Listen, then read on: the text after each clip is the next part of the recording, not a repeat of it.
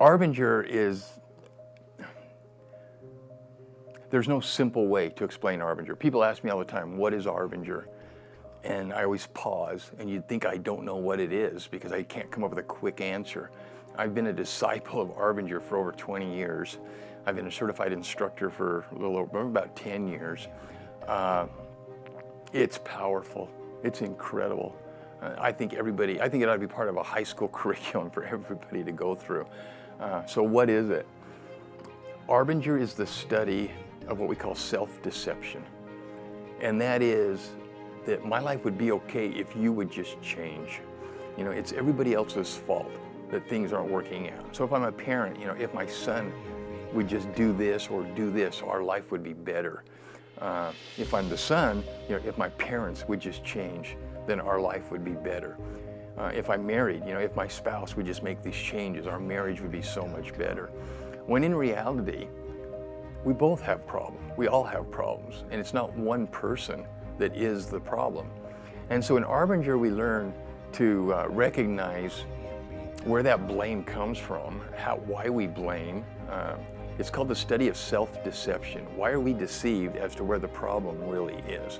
I often teach parents, the best thing you can do for your son is change yourself, which gives him something different to respond to, and his life changes when we change. And then I tell the boy, the best thing you can do for your parents is change yourself. And so in Arbinger, what we learn to do is we learn we study and we learn to diagram why we make the decisions that we make, why the behaviors, why we do what behaviors we do. And we learn that there's something deeper than the actual behavior that we call way of being. In fact, Arbinger has created a language that we use to describe what great philosophers and psychologists have known for hundreds and thousands of years. They're just basic true principles, but Arbinger has created a way to put a language around it that makes it easy to comprehend, diagram, and to discuss between ourselves. And so we learned that there's something deeper than behavior that we call a way of being. So every behavior can be done two ways.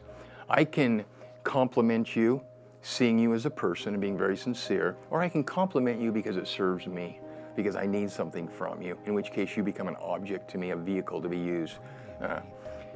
And what Arbinger tells me is that you know the difference, that you know whether or not I'm using you for my purposes or whether I genuinely care about you. And what you respond to is not the fact that I'm complimenting you, but what you respond to is my motive behind it. And so we start to look at what our motives are behind our behavior. We also study what happens when we make bad decisions. All of us have a little light that kind of guides us in our life. Some people call it conscience. Some people call it spiritual promptings. In Arbinger, we give it the term a sense, that people have a sense.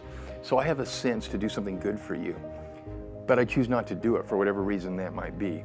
Immediately, to deal with my guilt in my brain, this is my own little battle, to deal with that guilt, I start coming up with reasons why it's okay I didn't honor my sense to help you. And two things take place. I start to see you differently. I make it your fault that I didn't help you, and I start to see me differently. I start to exaggerate my qualities. I start to diminish my insecurities or my weaknesses, minimize my weaknesses, and I have to create a new world that makes it okay that I didn't do the thing that I thought I should do. We call this going into the box, this world of justification. And in this world of justification, I now create a new me. In creating excuses for why I didn't respond to you the way I said I should, I now carry those reasons with me into the next relationship, into our future relationships, and I act upon them. And in my mind, I'm totally justified. I've made it okay, even when I know it's not. But I start to believe that it's okay for me to do what I'm doing. So in Arbinger, we take some of these basic concepts, and it's amazing that young men, teenage boys, can understand these things. It's taught a lot with stories and examples, and then on the ranch, they're living it every day. Every evening during trail time, they look back over the day and they look for examples of betraying a sense or being in the box with each other. And we analyze our daily activities under this Arbinger umbrella, so they start to recognize what's going on in their life, and they start to see some of the silliness that we create for ourselves and why we create it.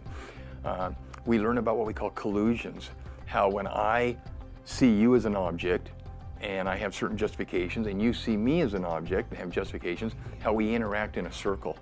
and it just escalates until it finally explodes. And how the only way to stop this vicious circle is for one of us to step out of the collusion. Well, I expect you to step out of it. You expect me to step out of it, so neither of us ever does step out of it. And it just continues to escalate. So a young man who's 14, 15, 17 years old has to do a hard thing. He has to swallow his pride and step out of it. Now, it's not accepting all the blame. He recognizes that two people are at fault, but he has to be willing to ignore your faults, accept his, and step out of the collusion and make the changes that he needs to make. And that's hard for a young man to do. But as we go through our daily activities on the ranch, interacting with staff, interacting with each other, interacting with parents in therapy, the boys start learning to do that, and they start seeing the advantage of doing it. And they start realizing that they don't lose, that they actually win.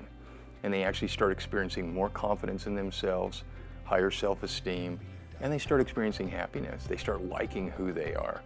So these Arbinger principles in our ranch setting are the culture that we live in. Businesses use these same principles to get the accounting department to work with the marketing department. Instead of being enemies and blaming each other, they learn to help each other succeed. The business as a whole succeeds. They become more profitable. So Arbinger is really marketed to businesses, but these principles are made for interpersonal relationships, for family relationships.